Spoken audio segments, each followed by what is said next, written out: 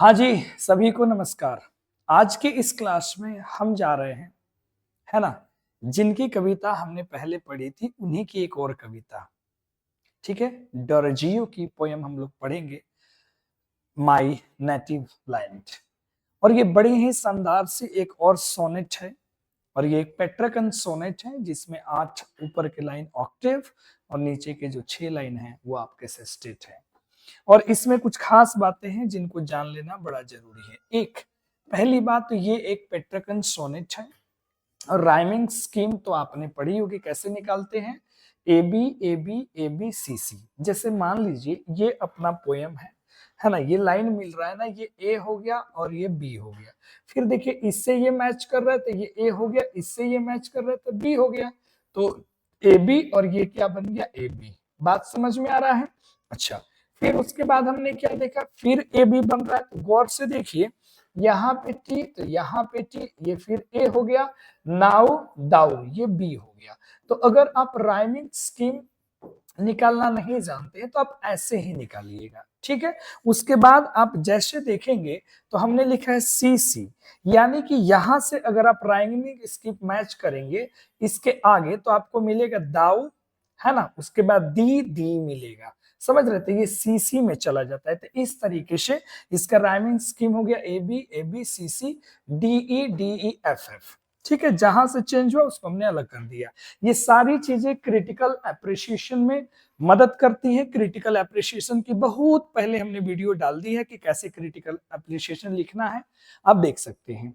Poem Petrarchan sonnet है, rhyming scheme A B C C D E F F है। ये 8 octave और ये सिस्टेट है। It was written in 1828। और आप डॉरजियो के बारे में सब कुछ जानते हैं। पिछली वीडियो आपने द हार्प ऑफ इंडिया देखा होगा, वो वाली क्लास, तो उसमें हमने उनका पूरा का पूरा अर्ली लाइफ एंड वर्क्स के बारे में हमने बता दिया है। थीम की बात करें तो लव फॉर द नेशन, राष्ट्र के प्रति जो प्रेम है उन्हीं को ये बताते हैं। इसमें भी वही चीजें चर्चा करेंगे कि एक जमाना था जब तुम एक देवी की तरह थी, यानी कि कौन? ये मेरे प्यारे वतन, है ना? जब तुम्हारे सर के पीछे एक आभा चमकती थी, जैसे देवी देवताओं के सर के पीछे होता है ना गोलाकार जो रोशनी आता है, उसकी तरह। लेकिन अब वो आभा खत्म हो चुकी है, अब वो रोशनी खत्म हो चुकी है, मतलब अब हमारा देश गुलाम हो चुका है। और उसके बाद वो ईगल से, है ना, ईगल से चर्चा करते हैं, कंपैरिजन करते हैं कि किस तरीके से ईगल जो हमेशा आकाश की बुलंदियों में उड़ा करता है, उसके पंखों को मानो बेड़ियों से जकड़ लिया गया है। क्यों? क्योंकि अब देश गुलाम हो गया है। और अंत में वो एक उम्मीद, एक विश करते हैं कंट्री को कि मुझे फिर से वो चीज जगाने दो, ताकि फिर से मैं दुनिया को उस ग्लोरी को मैं बता सकूं। तो लास्ट में एक काइंड विश करते हैं, कंट्री के प्रति दिखाते हैं। इसमें इंडिया को कंपेयर किया गया है, सबसे पहले पर्सोनिफाइड किया गया है। किसके रूप में? तो एक महिला नहीं कह सकते हैं आप, एक देवी यहां मान लीजिए। किसके रूप में? क्योंकि डीटी वर्ड का इस्तेमाल हुआ है जो है देवी, है ना? अगर हम आगे की बात करते हैं तो इसके बाद इसमें पर्सोनिफाइड किया गया है ईगल के रूप में, ईगल के रूप में पर्सोनिफाइड किया गया है। ये तमाम बातें आपके मन में रहनी चाहिए, क्योंकि इसी से आप अच्छे से क्रिटिकल अप्रिसिएशन लिख पाएंगे या फिर आप समरी लिख पाएंगे, है ना? चलिए देखते हैं, अगर हम इस बात करें कविता के बारे में, इस पोएम के बारे में, टू माई नेटिव लैंड, है ना? सबसे पहले हम आपको पहले ही बात बता रहे हैं कि ऊपर की 1 2 3 4 ये 4 लाइनें पढ़ेंगे तो इसमें देश जो है वो एक देवी के रूप में नजर आने वाला है। और यहाँ ईगल देख लीजिए आप, बात समझ में आया? तब यहाँ से ईगल से कंपेयर किया जाएगा इन 2 लाइनों में। फिर कहा जाएगा, है ना, मिन्स्ट्रल से कंपेयर किया जाएगा, मिन्स्ट्रल के बारे में बताया जाएगा। फिर यहाँ से कभी अपनी इच्छा व्यक्त करते हैं। इनको अच्छे से माइंड में आप डाल लीजिए साथियों, ठीक है? अब देखो, कभी कहते हैं क्या? माई कंट्री, ऐ मेरे प्यारे वतन, इन दाई डेज, तुम अपने दिनों में, ऑफ ग्लोरी पास्ट, उस समय, पास्ट में ग्लोरी थी, अद्भुत महिमा थी तुम्हारी, मेरे वतन, मेरे मातृ वतन, भूतकाल में, पीछे पास्ट में, तुम्हारे दिनों में ग्लोरी थी तुम्हारे पास, जब तुम आजाद थे, गुलाम नहीं थे। अ ब्यूटियस, सुंदर, हेलो, सर्कल्ड राउंड दाई ब्रो। अब ये देश को एक देवी के रूप में, एक व्यक्ति के रूप में बताया गया कि उस समय तुम्हारे ब्रो के पीछे, है ना, मान लीजिए सर के पीछे जो है ये गोल सर्कल, है ना, हेलो, चमकता हुआ, ये एक क्या होता था, आभा होती थी। हेलो मतलब आभा, सुंदर सी आभा। आभा का मतलब क्या होता है, रंग होता है। तो सर्कल के पीछे सर्कल था, हेलो था, ब्यूटियस था, सुंदर था, सर के पीछे मतलब एकदम देवी के जैसे तुम थे। कब, पास्ट में। एंड वर्शिप्ड, और पूजा जाता था एज अ डीटी। डीटी मतलब होता है गॉडेस, देवी। दाउ वाज, उस समय तुम कैसी थी, देवी की तरह थे और तुम्हें पूजा जाता था उस रूप में। भूतकाल जब देश आजाद था तो उस समय देश किसकी तरह, तो देवी की तरह, है ना, मानो सर के पीछे एक सुंदर सी आभा हो और देवी की तरह उस समय पूजा जाता था। अब कभी सवाल करते हैं कि वेयर इज दाई ग्लोरी, वो तुम्हारी जो महिमा थी, दाई मतलब योर महिमा थी, वो कहां है अब। अरे वेयर द रेवरेंस नाउ, वो रेवरेंस कहां है। और रेवरेंस का अर्थ होता है श्रद्धा। रेवरेंस मतलब भक्ति, रेवरेंस का मतलब होता है श्रद्धा, यानी कि वो भक्ति, वो श्रद्धा कहां है।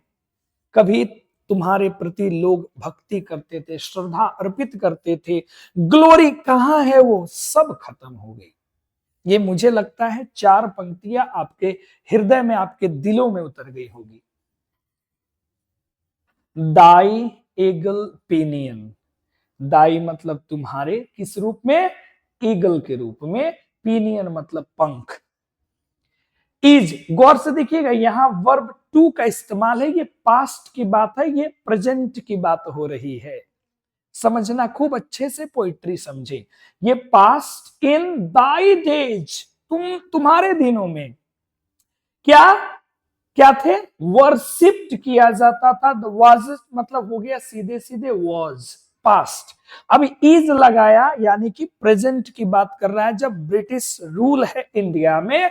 दाई ईगल पिनियन, तुम्हारे ईगल वाले वो पंख, इज चेंज, उसे जकड़ लिया गया है, जकड़ लिया गया है तुम्हारे पंखों को, डाउन एट लास्ट, और अंततः तुम्हें गिरा दिया गया है। ईगल से कंपेयर कभी यहां करते हैं और कहते हैं कि तुम्हारे उन पंखों को चैन जंजीर में जकड़ करके डाउन एट लास्ट तुम्हें नीचे गिरा दिया गया है। तो अब तुम क्या करोगे, क्या कर रहे हो, तो ग्रोवेलिंग इन द लोली डस्ट। लो मतलब नीचे, डस्ट मतलब धूल यानी कि मिट्टी। तो इस मिट्टी में, इस धूल में तुम ग्रोवेलिंग कर रहे हो। अब किसको जंजीर में जकड़ दो तो वो कैसे चलेगा, जैसे वो चलेगा रेंगते हुए।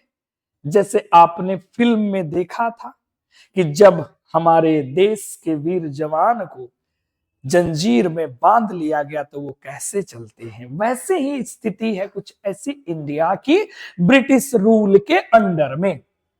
आगे देखना, दाई मिनिस्ट्रल, मिनिस्ट्रल मतलब वो पोएट, इनकी द हार्प में आपने ये वर्ड सुना होगा।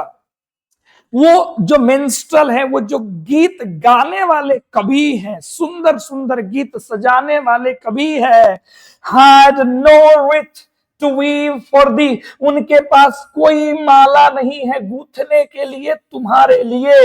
had, यहां hath का मतलब होता है had। तो उन कवियों के पास, उन संगीतकारों के पास, गीतकारों के पास तुम्हारे लिए बुनने के लिए कोई फूलों की माला नहीं है, मतलब गाने के लिए कोई गीत नहीं है तुम्हारी प्रशंसा में। क्योंकि तुम तो अब गुलाम हो, जंजीरों में जकड़े ईगल के समान हो। Save the sad story of your misery. Thy मतलब योर, माइजरी मतलब दुख, कष्ट, दयनीयता। सेब के सिवाय द सैड स्टोरी, यानी कि उन कवियों के पास, उन गीतकारों के पास तुम्हारी दयनीयता की कहानी सुनाने के सिवाय कुछ नहीं है जो तुम्हारी प्रशंसा में गाया जाए। ये है डोरजियो की अद्भुत कलाकारी। समझ जाओ अपने देश की। अब कभी कहते हैं वेल चलो ठीक है, हम लोग कैसे किसी से बात करते कहते well okay I will see you tomorrow, मैं आपसे कल मिलूंगा। तो वेल ठीक है, लेट मी डाइव, एक काम करो मुझे गोता लगाने दो। गोता लगाने दो कहां? Into the depths of time, समय की गहराई में। अब यहां कंपैरिजन किया जा रहा है गोताखोर से, जो समुद्र में गोता लगाता है और सीप लेकर के आता है, उसमें से मोती को वो निकालता है। तो ऐसे डोरजियो कह रहे हैं कि चलो ठीक है, जो है सो है, अब मेरी क्या रिस्पॉन्सिबिलिटी है? What am I to do for you? Let me do it now. And this is my personal, कह सकते हैं कि ये टास्क है जो मुझे करने दो। कौन सा task? Let me dive into the depths of time, मुझे समय की गहराइयों में डूब जाने दो। और डूबेंगे तो क्या करेंगे? ब्रिंग, लेकर आएंगे वहां से क्या? Ages that have rolled a few small fragments of this red sublime, बिखरे हुए हिस्से। इसका सीधा मतलब समझ जाओ, वो जो समय में पीछे मैं जो जाऊंगा, dive into depths of time, मतलब समय में पीछे जाना, समय में कूदना नहीं, समय में पीछे जाना। तो जब हम वहां से आएंगे तो जो छोटे छोटे फ्रेगमेंट्स में जो एजेस हैं, जो कण हैं, उसको चून करके मैं लाऊंगा वो यादें, वो तुम्हारी ग्लोरी।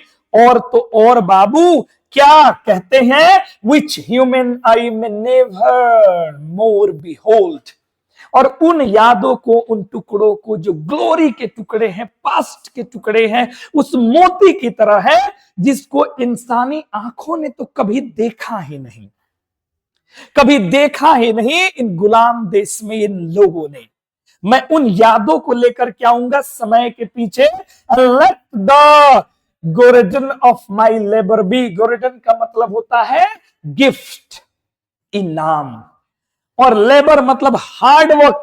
और मुझे इस कठिन भरे कार्य के बदले में जो इनाम मुझे मिल रहा है, मुझे ये जो प्रशंसा प्रसिद्धि मिल रही है, वो मुझे मिलने दो।